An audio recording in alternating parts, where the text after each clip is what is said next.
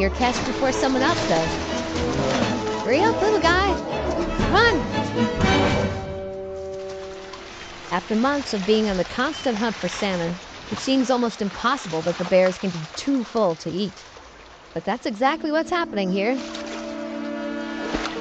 So very full. And interested in... I don't know what he's doing.